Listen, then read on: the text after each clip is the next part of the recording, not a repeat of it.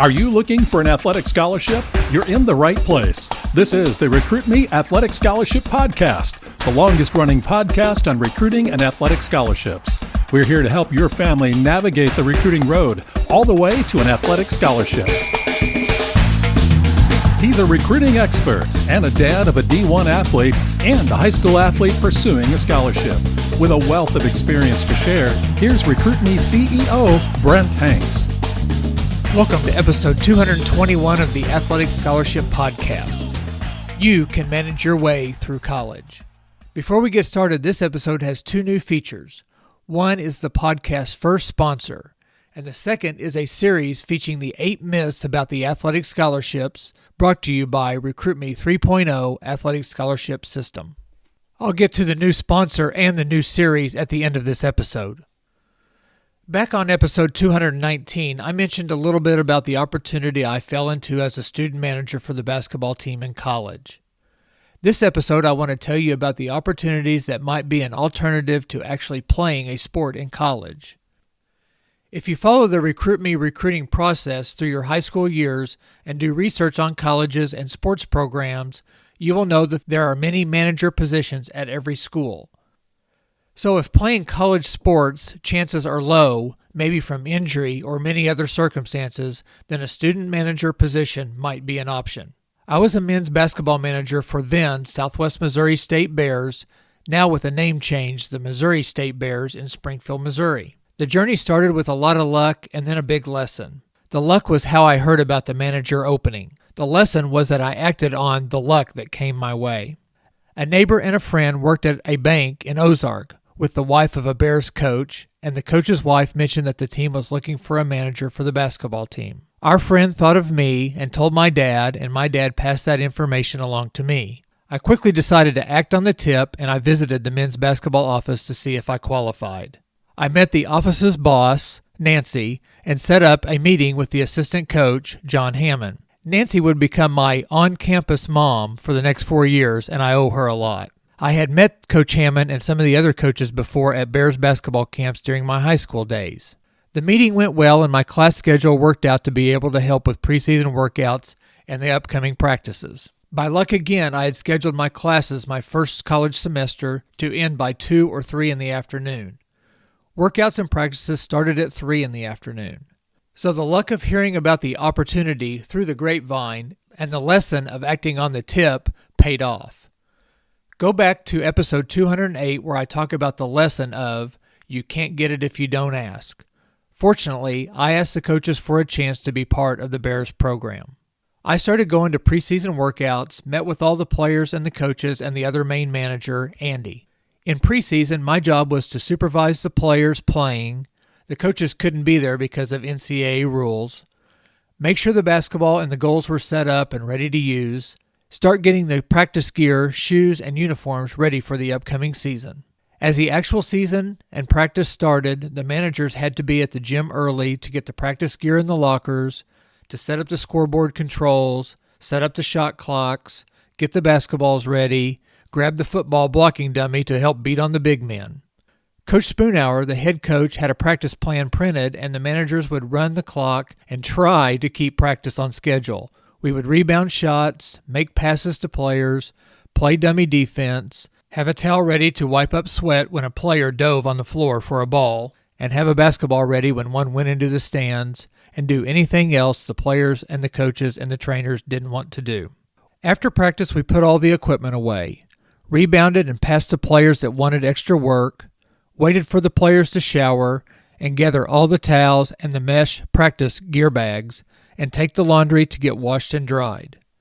So my days consisted of class from 9 a.m. to 2 p.m., with lunch somewhere in between, and some time studying in the car or the library or at the lounge at the gym.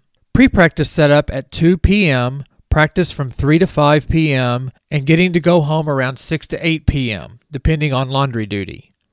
We usually had Saturdays off. As the games drew closer, I was filling in on many drills as an extra defensive player or passer. One day, Coach Spoonhour told me to be ready to actually practice. So as the starters worked on their offensive sets, the point guard was not running the offense the way Coach Spoon wanted it ran. He then substituted me, the manager, into the starting five to run the UCLA high post offense. What the players didn't know is that I ran that offense in high school, and that I was studying the offense very hard because I wanted to coach one day. I ran it well, and then from then on, I practiced every day as a guard to help the players get ready for games. My job was to learn the next opponent's plays and tendencies to help prep our players for the game. Through my 4 years, I impersonated Mark Turgeon, a Kansas guard and now the head coach at Maryland, and Nick Nurse, a Northern Iowa guard and now the head coach of the Toronto Raptors. Also, Tony Bennett, a guard at University of Wisconsin-Green Bay. He is now the head coach for the Virginia Cavaliers. I guarded, sort of, a future 9-year NBA player, Winston Garland, in practice. Winston was a great 2-year player for the Bears, and his son Darius now plays for the Cleveland Cavaliers. My first year, I got to travel to Arkansas and St. Louis with the team. We hosted Pittsburgh and Marquette in the postseason NIT tournament. My second year, I got to go to Missouri with the team. We hosted Arkansas and the conference tournament and made the NCAA tournament. The Bears beat Clemson in Atlanta. Clemson had Horace Grant, and then we lost to Kansas by only 4 points in the second game against Danny Manning. My third year, I traveled to all the games as the head manager. I traveled to Arkansas, Kansas State, Tulsa, all the conference games, and then we lost to UNLV by 4 points at Pauley Pavilion, UCLA's famed venue in the NCAA tournament. My senior year, I sat on the bench against Missouri, Wyoming, St. Louis U, Kansas, Kansas State, Tulsa, ORU, and then all the conference games, and then again we hosted the conference tournament. At the end of the season, instead of sitting next to Coach Spoonhauer at the NCAA tournament on the bench, I dressed out as a player and warmed up at the McHale Center at the University of Arizona in Tucson. We lost a close game to the eventual national championship runner-up Seton Hall. Those are a lot of travel perks just for being a manager. The travel and the games and the sports memories are a huge part of the experience, but there are many, many other perks to the position. The basketball experience provided a built-in college family. Coaches, administrators, trainers, sports information department people, facility workers, media, fans, booster, and players on the team and from other sports became my family and friends. I did not have to search for friends and support early in my college career. Many of these college friends are still friends today. Many were customers in my business.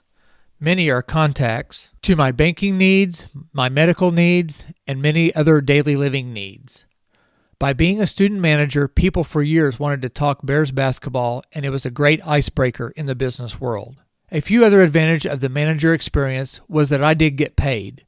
The first 2 years to do laundry, and the last 2 years as the head manager, and I got paid on a 40-hour work week. So I was able to move off campus my junior and senior year, helping on driving time and studying time, and giving me some freedom during the school year.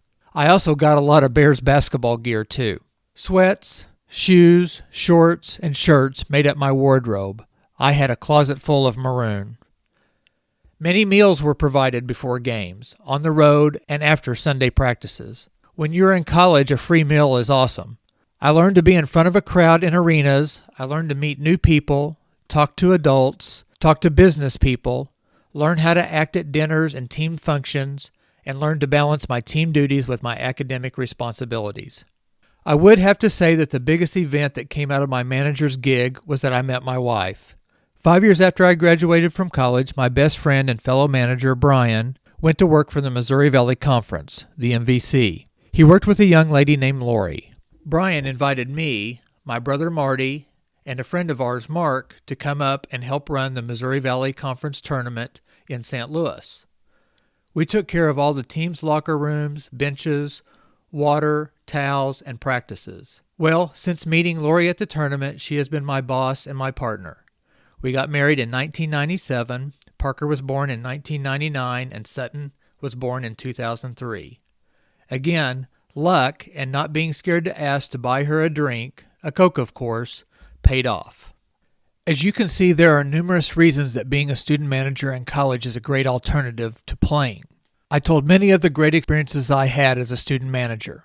I feel my lack of knowledge about recruiting was the only reason I didn't play a sport in college. But a new door opened, and I got a great and unique adventure for my 4 years as a Bear. Please, please continue to reach for your dream of playing a college sport. That is why Recruit Me is so important to help you find a college. This episode was made to give you an alternative to playing and not to deter you from pursuing your sport. Keep working, keep researching, keep contacting coaches, and there will be an opportunity somewhere. The key is to find a fit for sports, social life, and academics. Just look at a college team's roster and you will find one or more student managers listed. Is a team manager a possible way to stay in the sports scenes for you in college? The first of the 8 myths about athletic scholarships. Myth number 1. If my child is good enough, the college coaches will find him or her. Truth. A very small percentage of high school student athletes receive scholarships because the coach happened to find him or her. Only the top-of-the-line athletes, the top 100 or so nationally, receive enough national media recognition that they are automatically recruited without having to make an effort. The other 99% plus have to take the initiative to contact schools where they are interested. Most schools' recruiting budgets are limited, and coaches rely on you to contact them first. They don't have the time or the budget to travel around the country to see your student athlete compete. Videos, stats, references, and the like become key tools for the coach in the recruiting and evaluating process. Parents, you might think that it is too self-promoting to make the initial contact with a coach and to market your child. However, this is the norm. If you do not do it, other student athletes will get the scholarship because they and their parents will have made the effort and received the attention. Coaches these days expect you to do this. It is an accepted practice. The 8 myths and hundreds of recruiting tips are part of the Recruit Me 3.0. Get recruited fast with the Recruit Me 3.0 athletic scholarship system. I love you listening and sharing the podcast, but if you are needing to get the ball rolling faster on your recruiting process, the Recruit Me 3.0 recruiting system is a full step-by-step process to get that scholarship you are looking for. You get a 200-plus page online manual that guides you on when and how to start communicating and keep communicating with colleges you want to attend. There are templates, examples, and helpful resources throughout the manual. You also get videos and audio interviews to guide you through the process. The Recruit Me 3.0 is yours to keep forever, and you will get updates as they are added. Don't spend thousands of dollars on a recruiting service when you can spend just a fraction of that. Right now, I have a new CEO special of only $99. The Recruit Me 3.0 is normally $127. Go to recruit-me.com/system to get access to your comprehensive system. Check it out, and if you are not satisfied, there is a 90-day money-back guarantee. You can't lose. See all the details on recruit-me.com. I would like to welcome the first sponsor to the Athletic Scholarship Podcast. Cody Hanks, your friendly neighborhood realtor in Southwest Missouri, invites you to contact him if you are ready to turn your dreams into reality.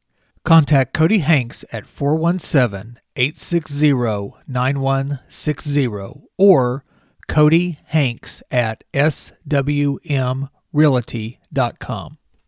Cody's contact information will be in the show notes. Thanks for listening, and see you next week on the Athletic Scholarship Podcast.